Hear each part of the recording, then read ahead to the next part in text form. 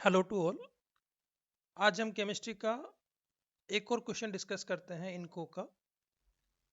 जैसा कि आप सभी को पता है कि हम सेकेंड स्टेज केमिस्ट्री ओलंपियाड के क्वेश्चंस डिस्कस कर रहे हैं।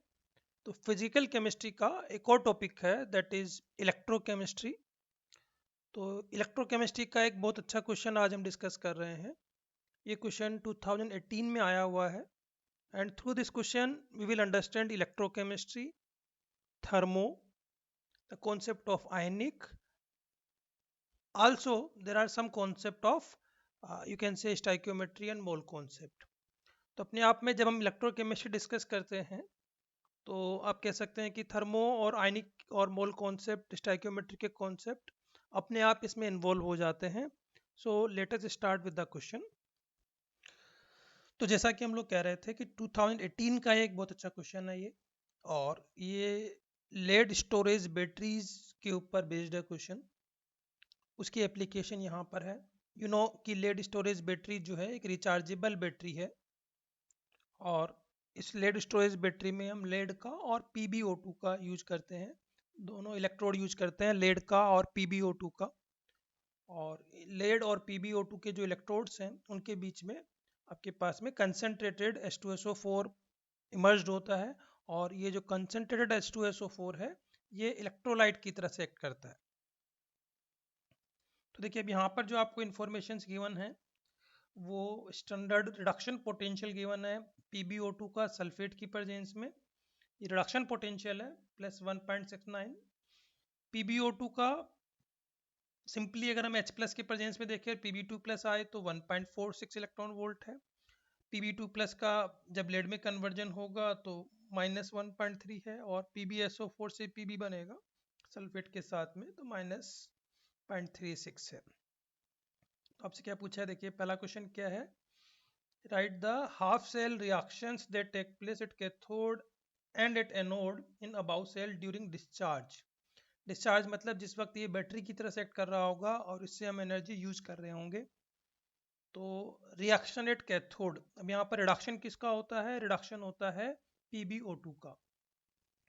तो PbO2 का जब रिडक्शन होगा तो हम ये लिख सकते हैं कि PbO2 solid plus sulphate ion plus 4H plus 2 electron gives PbSO4 plus 2H2O. अच्छा, अगर PbO2 का आप कह सकते हो कि रिडक्शन हो रहा है तो ऑक्सीडेशन किसका हो रहा होगा, लेड का हो रहा होगा. तो यहाँ पर जो फोर्थ रिएक्शन है इसको हम रिवर्स लिखेंगे, Pb plus sulphate ion is giving PbSO4. अच्छा याद रखिए PbSO4 भी यहाँ पर सॉलिड होता है, प्लस 2 इलेक्ट्रॉन. अब आप देखिए अगर हम दोनों रिएक्शंस को यहाँ पर ऐड कर दें तो ओवरऑल रिएक्शन हम क्या लिख सकते हैं, PbO2 solid plus Pb solid plus 2H2SO4 will give PbSO4 solid plus 2H2O. Net reaction आपकी ये होगी, राइट. तो ये पहला पार्ट था क्वेश्चन का. सेकेंड पार्ट है जिसमें थोड़ा सा थर्मो इन्वॉल्व है. तो अब यहाँ पर क्या दे दिया आपको, molar enthalpy of formation of different compounds are given PbO2, H2O, Pb2+, sulphate and PbSO4. इनकी मोलर एंथैल्पी ऑफ फॉर्मेशन आपको गिवन है, ठीक है नहीं है. और अब हमें करना क्या है, ओवरऑल रिएक्शन के लिए calculate the standard enthalpy change and standard gives energy change for the overall discharge. तो देखिए for overall delta G of reaction, delta G naught of reaction, we can use delta G naught of reaction minus NF E naught cell. यहाँ पर N stoichiometric coefficient of electron होगा that is 2, F Faraday है, और जो ई naught cell है वो ई naught cell हम इन value से निकाल सकते हैं. यहाँ पर ई नोट सेल कितना हो जाएगा, ई नोट ऑक्सीडेशन हमारा हो जाएगा दिस क्योंकि ई नोट ऑक्सीडेशन में आपका लेड किस में कन्वर्ट हो रहा है, PbSO4 में। तो ई नोट ऑक्सीडेशन आपका हो जाएगा प्लस 0.36 और ई नोट रिडक्शन आपका हो जाएगा प्लस 1.69। तो अगर आप इन दोनों को ऐड कर लेंगे तो आपको ई नोट सेल आ जाएगा। तो ई नोट सेल ये आप कैलकुलेट कर लेंगे इन दोनों को ऐड करके, तो 2.05 वोल्ट ये आपका ई नोट सेल आ गया। अब ई नोट सेल अगर आप यहाँ पे रखेंगे तो you can calculate delta G naught of reaction. तो आप ई नोट की वैल्यू रखकर डेल्टा जी नोट निकाल लें, you will get delta G naught this value minus 395.6 kilo joule per mole. तो this should be the value of delta G naught here. अब second बात आती है कि how you can calculate enthalpy change, और जबकि यहाँ पर आपको गिवन क्या दिया हुआ है, एंथैल्पी ऑफ फॉर्मेशन। तो अब देखिए हमारा फॉर्मूला क्या होता है इसमें, enthalpy of reaction should be enthalpy of formation of products. तो यहाँ पर आपको enthalpy of formation of lead sulphate is given, enthalpy of formation of water is given, water यहाँ पर लिक्विड फेज में ही होगा। तो एंथैल्पी ऑफ फॉर्मेशन ऑफ, यहाँ पर आपको ये जो सल्फेट आयन के टर्म में गिवन है तो वो उसका क्या यूज करना है, आपको इस इक्वेशन को ऐसे लिख सकते हो आप, Pb solid plus PbO2 solid plus 4H plus twice of sulphate ion is giving twice of PbSO4 plus 2H2O। तो अब आपके को H2O का एंथैल्पी ऑफ फॉर्मेशन पता है, लेड सल्फेट का एंथैल्पी ऑफ फॉर्मेशन पता है, सल्फेट का एंथैल्पी ऑफ फॉर्मेशन आपको given standard enthalpy of formation H plus के लिए एंथैल्पी ऑफ फॉर्मेशन 0 होगा, PbO2 के लिए आपको एंथैल्पी ऑफ फॉर्मेशन आपको गिवन है, Pb2 प्लस का यहाँ पर आपको ज़रूरत नहीं है। तो आपको लेड की जो स्टैंडर्ड स्टेट है वो लेड सॉलिड ही है, तो उसके लिए आपको ज़रूरत नहीं है। तो आप लेड की चूंकि स्टैंडर्ड स्टेट सॉलिड ही है तो आप उसको एज इट इज छोड़ सकते हैं, उसका भी जीरो मान सकते हैं। तो बाकी आप इन सब का यूज करते हुए you can calculate value of delta H note by enthalpy of formation of products minus enthalpy of formation of reactants, right. तो आप ये सब करेंगे तो आपको डेल्टा एच नोट की वैल्यू आ जाएगी इतनी। चलिए नेक्स्ट क्वेश्चन पे चलते हैं। तो हमारा नेक्स्ट क्वेश्चन क्या कह रहा है, इन a galvanic cell the chemical energy released during the discharge reaction derives the electrical work, right? The Gibbs energy change for the discharge reaction represents the maximum electrical work। तो यहाँ पे जो Gibbs free energy change है that should be equal to the maximum work done, okay? Maximum work is obtained when the cell is operated reversibly, okay? This is the important point. At a very low current, assume that the cell is designed to exchange heat with the surrounding to prevent overheating or overcooling, right? For the reversible operation of the cell at 298 Kelvin, all species in the cell in their standard state, ये भी बोल दिया आपको। Determine the amount of heat, क्योंकि standard state इसलिए जरूरी है ताकि आप डेल्टा जी नोट और डेल्टा एच नोट को यूज कर पाओ। Determine the amount of heat absorbed by the cell from the surrounding per mole of the reaction, okay? हमें क्यू रिवर्सिबल कैलकुलेट करना है, क्योंकि ये प्रोसेस आपको गिवन है कि रिवर्सिबल वर्क कर रहा है, तो you want to calculate Q reversible. और हमें एक चीज़ पता है कि गिब्स फ्री एनर्जी का जो फार्मूला है वो यहाँ पर हम यूज कर सकते हैं, that is delta G naught should be equal to delta H naught minus T delta S.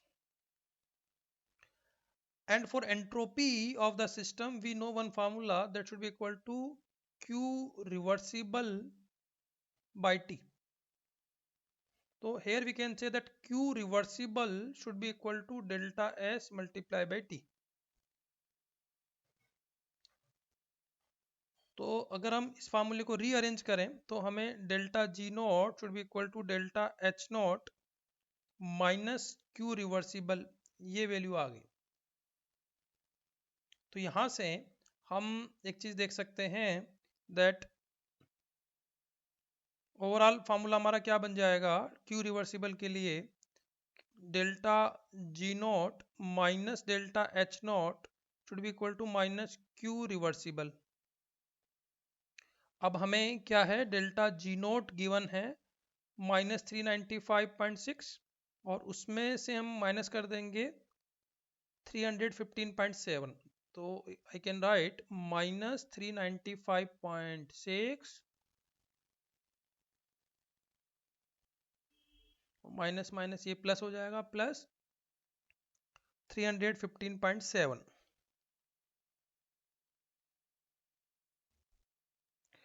तो this should be equal to minus Q reversible. तो यहां से आप Q रिवर्सिबल कैलकुलेट कर सकते हैं। अगर हम Q रिवर्सिबल यहाँ से अगर हम कैलकुलेट करेंगे तो 79.9 किलो जूल पर मोल, ये हमें Q रिवर्सिबल आ जाएगा। तो this was a very good question, क्योंकि इसमें हमें एक डिफरेंट कॉन्सेप्ट यूज करना था। अच्छा, अब आपसे नेक्स्ट पूछ रहे हैं कि what fraction of W maximum जो इलेक्ट्रिकल वर्क है is obtained from the heat exchange reversibly with the surrounding. देखिए डेल्टा G नोट के बराबर वर्क होना चाहिए था मैक्सिमम वर्क, तो दैट वैल्यू इज 395.6 और यहाँ पर आपको हीट एक्सचेंज से जो आपको वर्क आया है वो आया है 79.9। तो रफली अगर आप इसको कैलकुलेट करेंगे तो ये 20% आएगा, तो यानी कि फ्रैक्शन के टर्म में 1/5 फ्रैक्शन हो गया, 0.2 फ्रैक्शन हो गया, राइट। ठीक है, चलिए आगे एक चीज यहाँ पर और इन्वॉल्व है, दैट इज एक्टिविटी। तो इसका यूज आपको IIT-JEE में भी है। The concentration C of a species in a solution is related to its activity. Activity term का यूज हमें तब होता है जब सॉल्यूशन बहुत ज्यादा कंसंट्रेटेड होता है, because in that case the effective concentration or effective activity of any ion, you can say it is less than 1. The formula of activity is equal to concentration multiplied by activity coefficient, and for highly concentrated solution this activity coefficient is not 1, it becomes less than 1. In other cases, in dilute solution we take activity coefficient 1, so in that time activity becomes equal to concentration.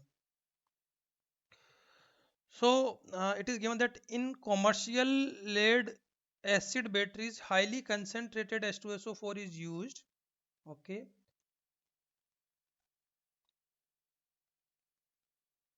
So for highly concentrated solution, what we are saying that for pure liquid and pure solid, we have taken standard state के form में उनको लेते हैं और उनकी activity 1 कह देते हैं। However, due to high concentration of sulfuric acid in the electrolyte, the activity of water also cannot be taken as 1. What they want to say here, normally अगर वाटर एक्सेस में होता है तो उसको प्योर वाटर की तरह लेते हैं, और प्योर वाटर की तरह लेने की वजह से उसकी एक्टिविटी को हम 1 मान लेते हैं। But in case of lead storage battery, water is present in very less amount, so we cannot take activity of water as 1. हमने वहां पे देखा था कि हमने ओवरऑल इक्वेशन क्या देखी थी, lead solid plus PbO2 solid plus 4H plus ion plus sulfate ion gives twice of PbSO4 plus twice of H2O. तो अगर इसके लिए अब आपसे पूछा क्या है, for the discharge reaction of cell in question 1.1 write the expression of cell EMF in terms of activities of species involved in the reaction. तो देखिए यहाँ पर ये सॉलिड है, इसको 1 ले लेंगे, ये सॉलिड है, इसको 1 ले लेंगे, ये सॉलिड है, इसको 1 ले लेंगे। तो इसका मतलब है आपका जो E सेल है उसकी मैं इक्वेशन लिखूंगा तो लिखूंगा E नॉट सेल माइनस 0.06 लिख सकते हैं, 0.059 लिख सकते हैं बाय n। तो n यहाँ पर आ जाएगा, n यहाँ पे आ जाएगा 2 log ऑफ, अब यहाँ देखिए प्रोडक्ट में क्या है, एक्टिविटी ऑफ H2O, इसकी पावर 2 कर देंगे हम, divided by activity of sulphate ion, अच्छा यहाँ पर ये भी 2 होगा तो इसकी पावर भी हम 2 कर देंगे, multiply by activity of H plus ion, इसकी पावर 4 कर देंगे। तो इसको हम ऐसे भी लिख सकते हैं, E cell should be equal to E naught cell minus 0.059 by 2। Next equation हम यूज कर रहे हैं, log of activity of H2O divided by activity of sulphate ion multiply by activity of H plus ion का square कर देंगे। तो this should be the next equation, you can say EMF इस term में हम लिख सकते हैं, एक्टिविटीज के टर्म में, ठीक है। नेक्स्ट क्वेश्चन देखते हैं। नेक्स्ट क्वेश्चन है, the lead acid cell is considered to be discharged when the current that can be drawn from it decreases below a certain value. Discharge is also accompanied by the decrease in the H2SO4 concentration, ये तो true है। Activities of water and product of activities of relevant sulfuric acid species at 298 Kelvin in lead acid cell are listed below. Okay, तो देखिए यहाँ पर क्या कह रहे हैं, क्वेश्चन क्या है, assuming the discharge and charge state corresponding to 1 molal and 5 molal H2SO4 respectively, okay, find the drop in cell EMF values when discharge है 298 केल्विन। तो यहाँ पे मान रहे हैं कि जब H2SO4 की मोलैलिटी बहुत ज़्यादा होगी तो उस वक्त हम कह सकते हैं कि इसका डिस्चार्ज स्टार्ट होगा। तो उस वक्त एक्टिविटी ऑफ वाटर आपको गिवन है 0.70 और इन दोनों का activity of H plus ion और activity of sulphate ion is also given. तो जैसे जैसे इसका डिस्चार्ज हो रहा होगा द कंसंट्रेशन मतलब activity of water will increase and activity of H plus ion and sulphate ion will decrease.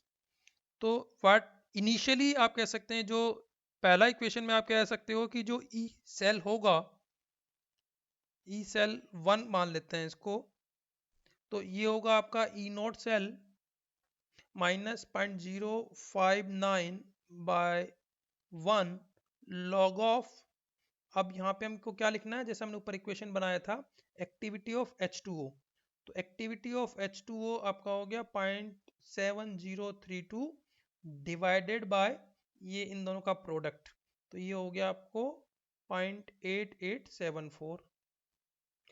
और जब ये H2SO4 की कंसंट्रेशन 1 मोलल तक आ गई है तो उस वक्त हमारा ई सेल की वैल्यू कितनी हो जाएगी, E naught cell 0.059 by 1 log of, इस वक्त हम रखेंगे 0.9618 डिवाइडेड बाय दिस। तो अब यहाँ से हम इन दोनों का डिफरेंस लेके कैलकुलेट कर सकते हैं कि यहाँ पर ई सेल कितना होगा, और जब ये आ गया तो ई सेल काफ़ी ड्रॉप हो चुका होगा ऑलरेडी, क्योंकि ये नेगेटिव वैल्यू बहुत ज़्यादा बढ़ चुकी है। तो दोनों का डिफरेंस है जो ड्रॉप है वो हम निकाल सकते हैं, आप इसको कैलकुलेट कर सकते हैं, जो ई सेल में आप डिक्रीज कैलकुलेट करोगे उसका आंसर ही आ जाएगा।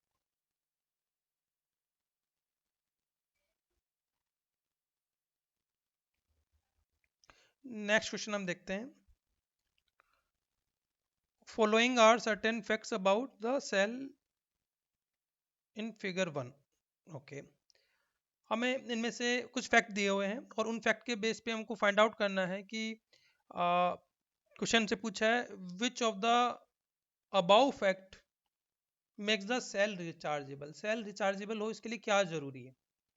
देखिए यहाँ पर कॉन्सेप्ट क्या है कि जब हम इलेक्ट्रोड्स यूज कर रहे हैं, सॉलिड ब्लॉक्स यूज कर रहे हैं पीबी का और PbO2 का, तो पीबी H2SO4 की प्रेजेंस में रिएक्शन करके लेड सल्फेट पे कन्वर्ट होता है, जो लेड इलेक्ट्रोड्स पर डिपॉजिट होता है।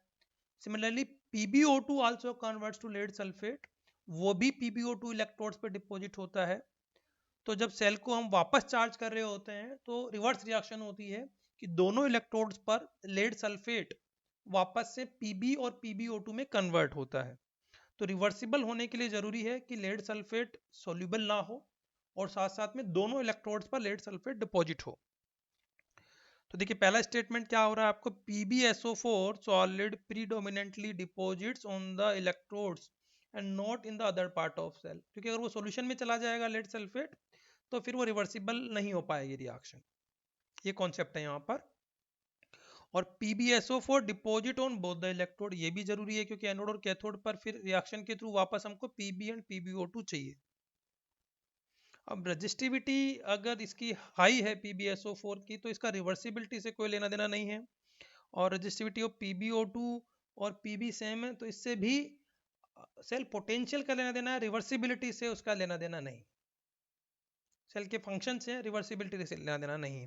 तो इसमें से हम कह सकते हैं कि जो रिवर्सिबिलिटी के लिए फैक्टर इन्वॉल्व होंगे वो स्टेटमेंट 1 और 2 होंगे, राइट। चलिए आगे चलते हैं। नेक्स्ट क्वेश्चन आपसे क्या कह रहे हैं, ये भी अच्छा क्वेश्चन है। देखिए, इलेक्ट्रोलिसिस ऑफ वाटर में become a competing process during charging of cell, क्योंकि आप सॉल्यूशन में वाटर भी है तो इलेक्ट्रोलिसिस ऑफ वाटर भी पॉसिबल हो सकता है। पर हाल तो यहाँ पर एक चीज़ है कि वाटर का इलेक्ट्रोलिसिस करने के लिए आपको जो इन्फॉर्मेशन दे रखी है कि आपको उस केस में क्या होगा, हाइड्रोजन गैस और ऑक्सीजन गैस दोनों इन्वॉल्व होगी। मतलब ओवरऑल प्रोसेस में हम क्या कहेंगे, 2H2O will give 2H2 plus O2। तो H2O के इलेक्ट्रोलिसिस से आपको O2 ही मिल रहा है और H2 ही मिल रहा है। इसके लिए आपको जो नेट पोटेंशियल चाहिए वो चाहिए आपको 1.23 वोल्ट, जबकि वहां पर आ रहा था 2.05 वोल्ट। तो ये पॉसिबल है कि आपका साथ में ये इलेक्ट्रोलिसिस भी हो। ऑल्दो मतलब यहाँ पर ये इन्फॉर्मेशन थोड़ा सा एक चीज़ देखने वाली बात है कि एग्जैक्टली ये H प्लस नहीं है, क्योंकि वाटर का इलेक्ट्रोलिसिस हो रहा है और वाटर का जो रिडक्शन पोटेंशियल है वो आपका -0.83 के आसपास होता है। तो उन दोनों को ऐड करेंगे तो ये ज़्यादा वैल्यू आएगी। तो यानी कि वाटर का इलेक्ट्रोलिसिस करवाने के लिए हमको ओवरऑल थोड़ी ज़्यादा एनर्जी चाहिए। चलिए लेकिन हम स्टेटमेंट दूसरे हैं यहाँ पर। तो आप करें for the operation of cell in figure 1 indicate whether the given statement correct और इनकरेक्ट। देखिए पहला स्टेटमेंट क्या है, during charging of the cell, during charging of the cell positive terminal of the DC power supply.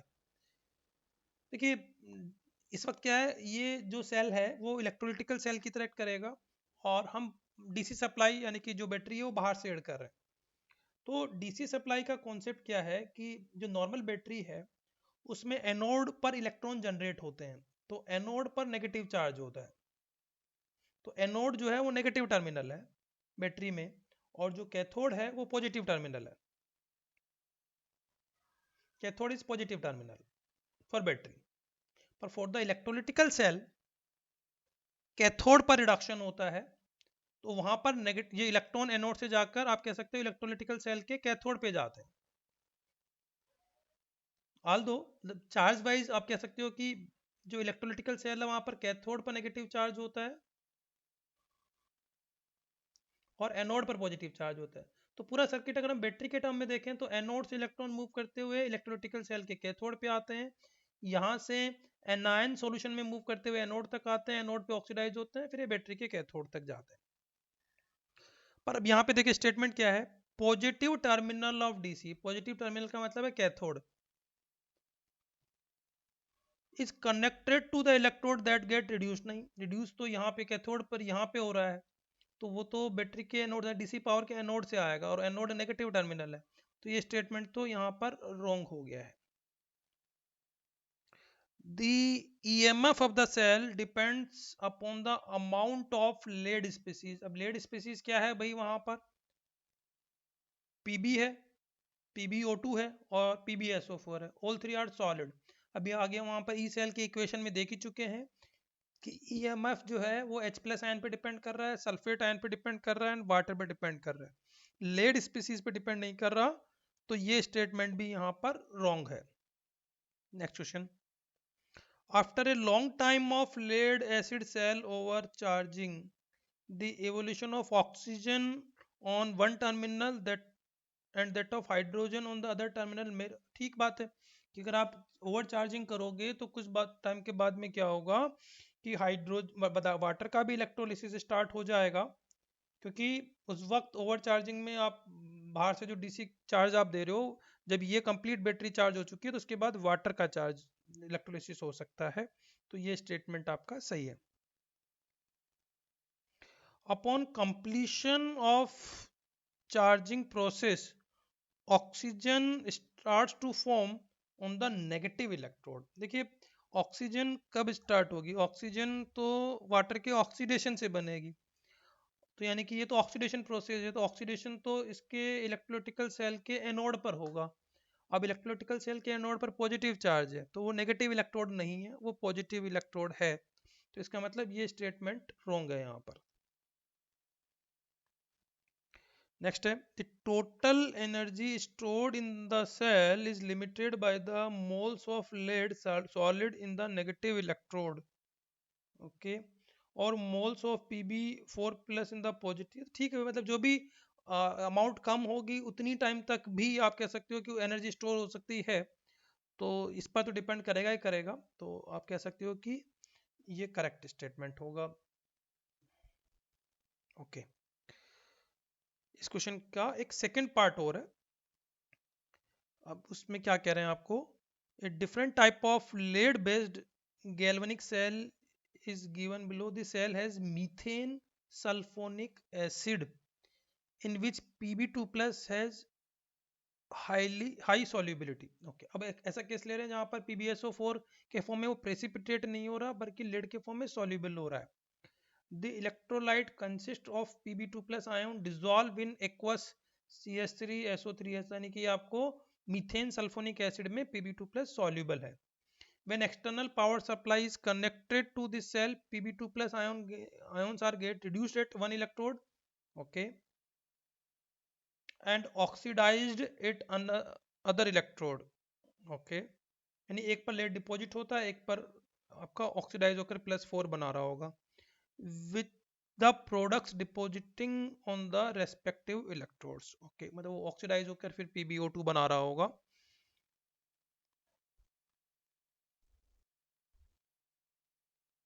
अब यहाँ पे आपको कह रहे हैं write the cell reaction that take place at cathode and anode. Okay, तो देखिए रिडक्शन किसका हो रहा है इस केस में, रिडक्शन हो रहा है Pb2+ का, क्योंकि आप कह रहे हैं Pb2+ डिपॉजिट हो रहा है। तो इस केस में चूंकि अब आप देखिए शुरू में जो आपको इन्फॉर्मेशन दी हुई थी उसका यूज करना पड़ेगा।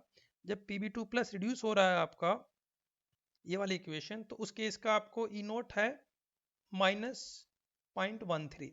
तो इस इक्वेशन में पहले हम क्या करेंगे,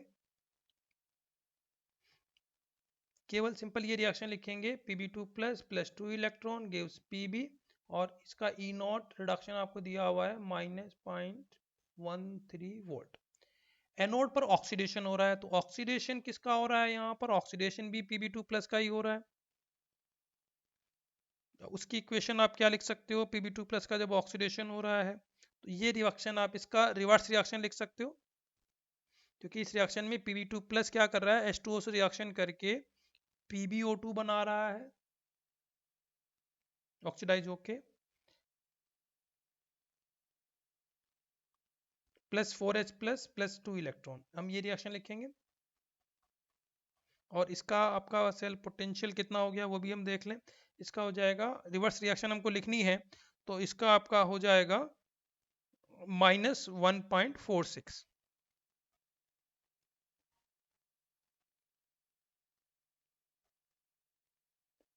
तो यहाँ पे हम लिखेंगे Pb2+ + 2H2O is giving PbO2 +4H+ +2 electron, और ई नॉट ऑक्सीडेशन के टर्म में लिख दूं -1.46 voltage.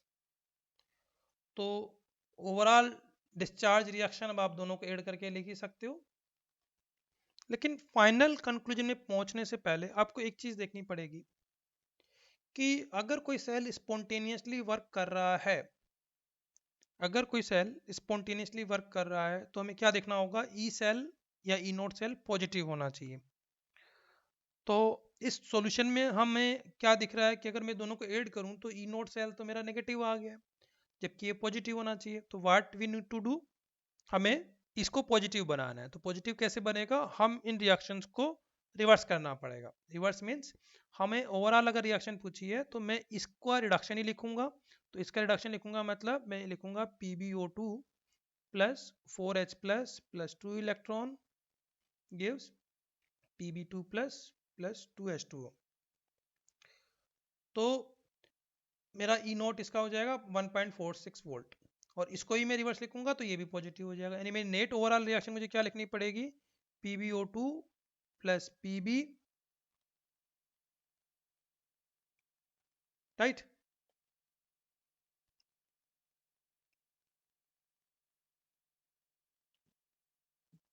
Plus 4H plus ion gives 2Pb2 plus plus 2H2। और नेक्स्ट क्वेश्चन में शायद हो सकता है अगर ई नोट सेल हमको पूछा होता तो ई नोट सेल आपका पूछा है इसमें, calculate the E naught cell. तो ई नोट सेल कितना हो जाएगा इसका, ई नोट सेल हो जाएगा, इन दोनों को हम ऐड कर दें तो हो जाएगा 1.59 volt. This should be the E naught cell, correct. तो इस चीज का भी हमको यहाँ पे थोड़ा ध्यान रखना है। ठीक है, नेक्स्ट पार्ट देखते हैं। For the cell in figure 2 indicate whether the given statement are true or false। okay, हमको true and false डिसाइड करना है। तो पहला स्टेटमेंट क्या है, assuming that the volume of the electrolyte in the cell is kept constant, the pH of the electrolyte decreases during discharge। Discharge reaction तो भाई ये है, इस डिस्चार्ज रिएक्शन में तो H प्लस आयन कंज्यूम हो रहे हैं, तो H प्लस आयन कंज्यूम होंगे तो pH तो इंक्रीज करेगी, डिक्रीज नहीं करेगी। तो ये स्टेटमेंट तो फॉल्स हो गया है। सेकेंड पार्ट क्या है, the EMF of the cell increases with increasing Pb2 plus ion concentration. देखिए अब अगेन यहाँ पर आप देखिए कि Pb2 प्लस आयन तो राइट हैंड साइड है, तो इसकी अगर आप ई सेल की इक्वेशन लिखेंगे तो फिर से क्या आएगा आपको, E naught cell minus 0.059 by 2 log of Pb2 plus square. ठीक है, नहीं अब यहाँ पे हम मान सकते हैं कि यहाँ पर H2O आपके एक्सेस में होगा तो उसकी जरूरत आपको नहीं पड़ेगी, तो H प्लस पावर 4। तो Pb2 प्लस की कंसेंट्रेशन बढ़ाने पर तो ई सेल आपका डिक्रीज होगा, इंक्रीज नहीं होगा। तो EMF of the cell increases, ये रॉन्ग टर्म हो गया आपका। सी पार्ट कह रहा है the energy stored in the cell depend on the total amount of the lead species in the cell. Correct है ये तो, कि टोटल जो लेड स्पीसीज है उस पर, तो क्योंकि Pb2 प्लस भी यहाँ पर है तो एनर्जी स्टोर्ड तो उस पर डिपेंड करेगी करेगी, तो ये ट्रू हो गया आपका, राइट। चलिए इसका एक पार्ट और है इस क्वेश्चन का। तो ये कह रहा है कि रिसेंटली ये team of scientist showed that the electrolyte of lead acid cell in figure 2 can be obtained by recycling the electrodes of a car battery। For this the positive and negative plates of spent battery thoroughly washed, separately dried and crushed into the powders। Addition of excess aqueous methane sulfonic acid to this powder yield the electrolyte for the new lead acid cell reaction। तो पहला part आपसे पूछा है right balance equation for the reaction involve in the conversion. देखो आपको यहाँ पे क्या दिया हुआ है कि जो Pb2 प्लस है वो मीथेन सल्फोनिक एसिड में डिजोल्व हो जाता है। तो अगर हम जो Pb प्लेट है, लेड इलेक्ट्रोड है, अगर उसके टर्म में देखें तो lead electrode methane sulphonic acid इसके साथ अगर रिएक्शन देखें हम, तो चूंकि यहाँ पर लेड डिजोल्व हो जा रहा है इसमें, यानी कि लेड एक सोल्ट बना रहा होगा। तो अगर एक लेड सोल्ट बना रहा होगा ऑक्सीडाइज होके, तो रिड्यूस कौन हो रहा होगा इसमें, हाइड्रोजन। तो इसमें हम ये लिख सकते हैं PbCH3SO3 होल 2 प्लस H2, ये लेड प्लेट पे हो रहा होगा। सिमिलरली अगर हम PbO2 वाली प्लेट पे देखें तो वहां पर क्या हो रहा होगा, PbO2 इसका हमको रिडक्शन कराना है। तो PbO2 का अगर आप रिडक्शन करोगे और यहाँ पर भी आप, क्योंकि डिजोल्व ये इसी फॉर्म में हो रहा है, तो इसका मतलब ऑक्सीडेशन आप किसका मानोगे, ऑक्सीजन का, तो O2 बन रहा होगा। और साथ साथ में चूंकि आपको H2O भी बनाना है, क्योंकि H प्लस को आप H2O के फॉर्म में लिख सकते हो, तो अब आप इसको बैलेंस करके लिख सकते हो कि अगर मुझे बैलेंस करना होगा, मैं ये कर दूं यहाँ पर, तो 2H2O,